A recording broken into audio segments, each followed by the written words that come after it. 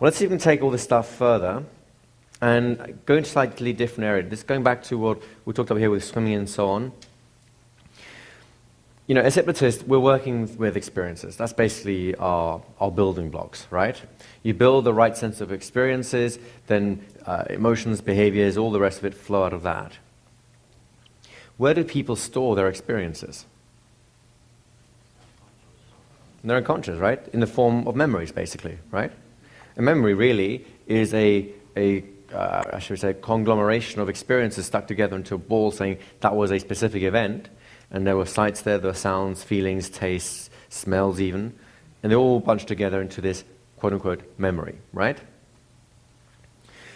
When it comes to memory, there's basically three kinds of memories we can work with hypnotically.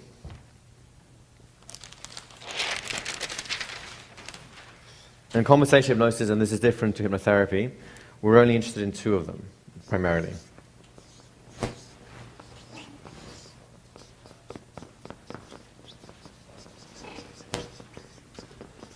The first type of memory is called hypermnesia. Hypermnesia is basically recalling something very vividly, right? It's increased memory recall, basically. Those of you interested in forensic hypnosis, things like that, well, really hypermnesia is where all that occurs.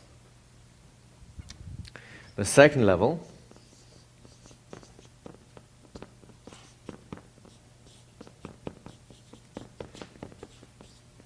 is called the revivification.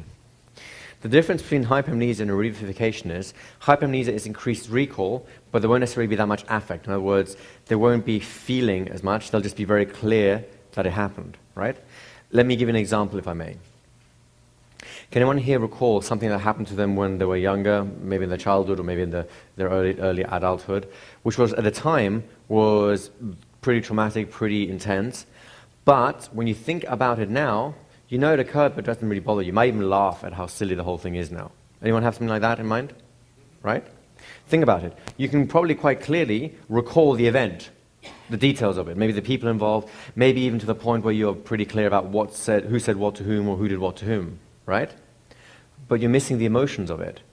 So you may have a clear memory, you may have hypermnesia in terms of the memory is very clear and the information is very clear, but the emotions have detached from it, so you're not re-experiencing the moment, you're not reliving the moment.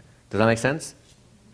In revivification, on the other hand, you're actually reliving the moment. You're being put back inside it. Who here enjoyed the inner smile? Right? If you enjoy the inner smile, it's because it wasn't hypermnesia, you weren't just recalling it factually, you were reliving it at some level. You were having the experience again. If you imagine your neurology being like lights on a Christmas tree, more lights were flashing up now. Make sense? The final one is called the regression.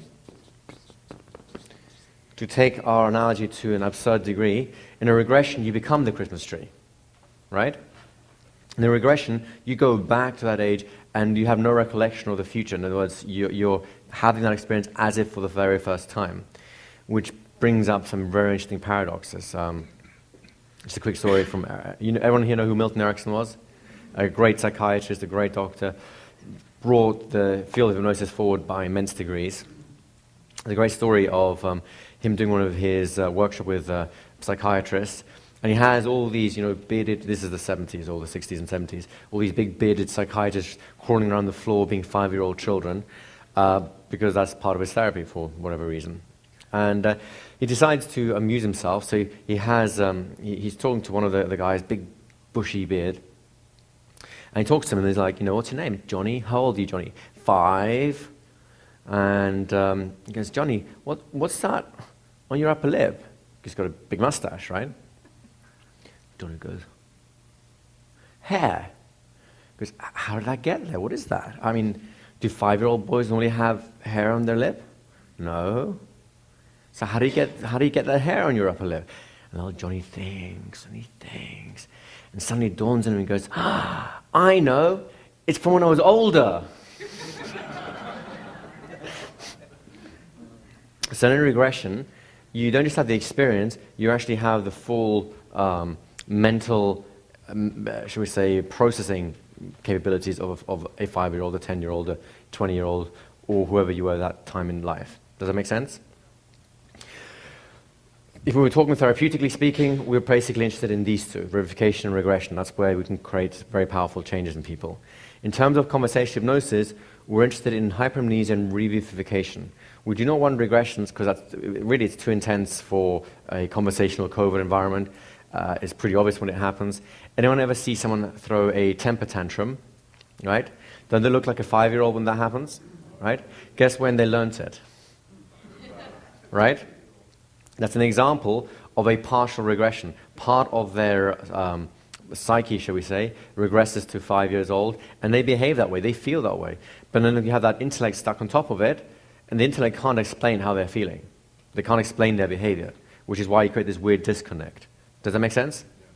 That's just a little aside. In terms of what we're doing in terms of conversational hypnosis, we're interested in this. Now, this is all a sliding scale. It's not to say, like, the phenomenon in front of me right now is a regression, it's not a revivification because his eyebrow is arched by 30 degrees to the left, right? It's a sliding scale. So you start off with regular memories, they become very clear memories, hypermnesia. Those memories become so clear, you start to feel them, that's a revivification. And then they become so real as you feel them that it sucks you into it, and all you experience is that, which is a regression. So it's a sliding scale. A mild regression can look like an intense revivification, and so on. Do you see where I'm going with this? So we're interested in hypermnesia and revivification, depending on the kind of things we want to do, whether we want to build the experiences up, or we want to have more of the intellectual side of things engaged. Hypermnesia will be more intellectual because they can appreciate and evaluate the experience. Revivification will be a more emotional thing because they can feel and engage or take the resources from that time. Make sense? So what I'd like you to do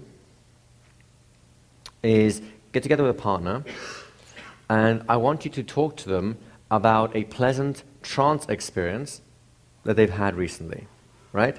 You've been here for a day and a half now. You should have had at least one such event. Everyone here have at least one trance-like experience that was pleasant, right? I'd like you to talk to your partner about that. Now, as the hypnotist, whilst you're talking about this, what I want you to do is take note of a couple of things. Number one, take note of their body language, head tilt, shoulders, things, and so on, especially if it makes a dramatic shift, right? They might eyebrow flash in the middle of something they're saying. They might suddenly go from talking about it to leaning forward. Maybe their movements become more animated. Do you see where I'm going with this? So you're looking for a sudden shift within that. And also within tonality. They might stress a certain word. They might lean on a certain word. They might emphasize something, right? When that occurs, I'd like you to listen for the word or the phrase that we're using at that point in time. For example, I might talk about walking on the beach in Thailand, and the sun was just so warm. What was it? So warm, right? And by the way, it's just because I just recalled there for a moment. When I recalled the actual sensation on walking that beach, my hands naturally just wanted to open up. It just I guess an expression, a physical expression, and my tonality shifted naturally, right? What that's called is a personal trance word, or at least I call them personal trance words. They are little handles that people have screwed onto their experiences, which connect straight into that. Make sense? So I'd like you to collect their personal trance words, and if you can, their mannerisms that go with it too. And that's it for now. Stick with that partner, then we'll come back, we'll talk a little bit about that, and then we'll throw in another round. Does that make sense to you guys? This whole thing should only take about, I don't know, a couple of minutes each. So if I give you 3 or 4 minutes in total for both sides to do it, it should be plenty. You're not interested in a whole dialogue about the whole thing. Just get a little bit of description. The question you want to answer in your own mind is, can you mentally put yourself in the place they were at? Right? Can you put yourself on my beach in Thailand right now? The answer you're looking for is really actually no. All you know is one element of it. That it was warm, right? What do I mean by warm? Is it like hot like an oven? Are we talking about like a little bit warmer than here, which is pretty chilly? You know, what do I mean by warm? Do you know the color of the sand? What kind of surf was there? Was it tied in? Was it tied out? Were the people there? Or was it on my own? You don't know any of these details, so you need to find those out so you can create a mental picture of what I was experiencing. Does that make sense to you guys? In the process of doing so, just listen out for the personal trans word, see what comes out. Easy? Off you go.